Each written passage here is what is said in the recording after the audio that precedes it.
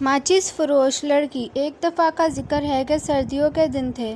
سورج غروب ہو چکا تھا۔ شام کے وقت ایک چھوٹی سی بچی سائرہ پھٹے پرانے کپڑے پہنے ماچس کا بنڈل اٹھائے پھر رہی تھی۔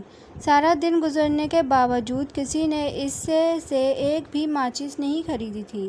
سائرہ بہت سہمی ہوئی تھی۔ اسے گھر واپس جاتے ہوئے بھی ڈر لگ رہا تھا۔ سائرہ سوچ رہی تھی کہ گھر جا کر اسے اپنے ابو سے ڈانٹ پڑے گی۔ وقت گزرنے کے ساتھ ساتھ سردی بڑھتی جا رہی تھی۔ چلتے چلتے سائرہ کے پاؤں تھک گئے تھے۔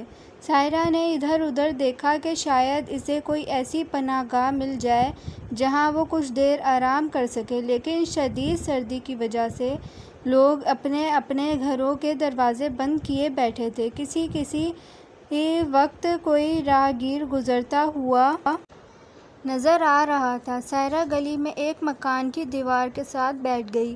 کالے بادلوں نے آسمان کو اپنی لپیٹ میں لیا ہوا تھا۔ کچھ ہی دیر بعد برف باری شروع ہو گئی۔ برف کے گالے سائرہ کے سنہرے بالوں اور کپڑوں پر بھی گرنے لگے۔ اب سائرہ کو سردی کا اور زیادہ احساس ہونے لگا۔ سائرہ کا جسم سردی کی وجہ سے کانپنے لگا تھا۔ اس کے ہاتھ اور پاؤں کی انگلیاں سردی کی شدت کی وجہ سے نیلی ہو گئی تھیں۔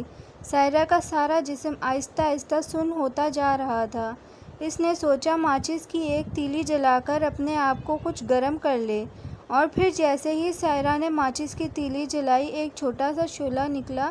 ماچس کے شعلے میں اگرچہ تپش تو نہیں تھی، لیکن سائرہ کے ذہن نے یہی محسوس کیا کہ وہ آگ کے الاؤ کے پاس بیٹھی ہے۔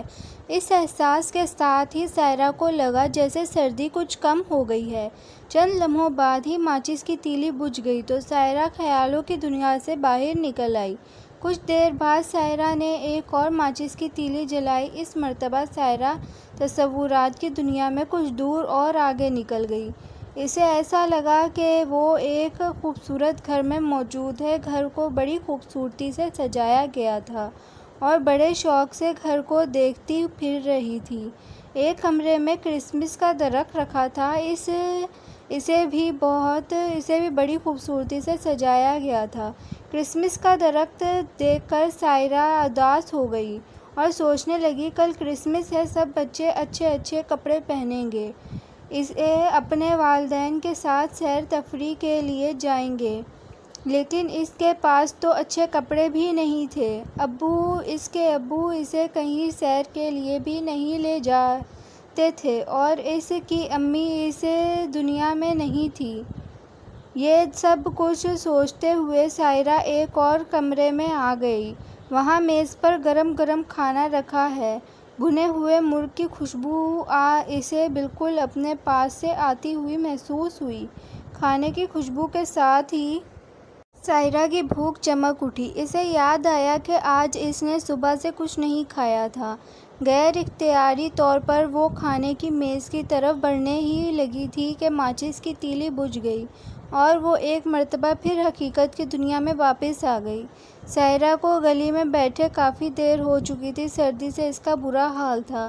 اگرچہ برف باری اب رک گئی تھی، لیکن پھر بھی سردی کی شدت میں کوئی کمی نہیں ہوئی تھی۔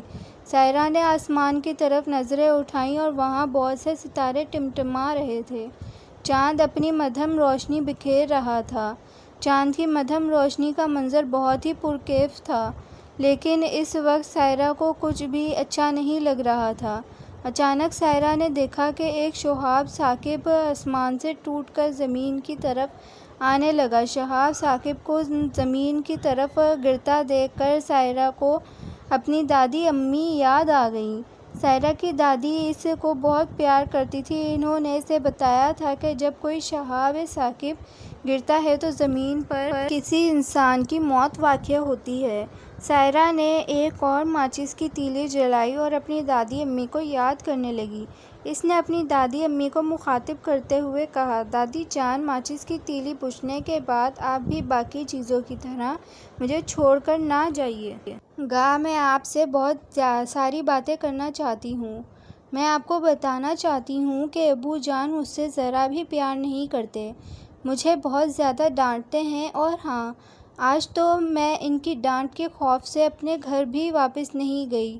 دادی جان دیکھیں یہاں گلی میں مجھے سردی لگ رہی ہے، میں نے صبح سے کھانا بھی نہیں کھایا، اور دادی جان آپ کو معلوم ہے میرے پاس کل کرسمس کے موقع پر پہننے کے لیے نئے کپڑے بھی نہیں ہیں۔ ماچس کی تیلی ایک بار پھر بجھ گئی۔ سائرہ نے جلدی سے نئی تیلی جلائی۔ سائرہ نے دیکھا کہ دادی جان سیاہ رنگ کے ریشمی کپڑے پہنے آسمان سے نیچے اتر کر آ گئی ہیں۔ انہوں نے سائرہ کو گود میں بٹھایا اور بہت پیار کرنے لگیں۔ سائرہ نے دادی جان کے سینے سے لگتے ہوئے پوچھا، دادی جان آپ آ گئیں، آپ مجھے چھوڑ تو نہیں جائیں گی؟ میں آپ کے بغیر بہت اداس ہو گئی تھی۔ دادی جان نے کہا، نہیں میری بچی، اب میں تمہیں کبھی اپنے آپ سے الگ نہیں ہونے دوں گی۔ دیکھو تو میں اتنی دور سے صرف تمہیں لینے آئی ہوں۔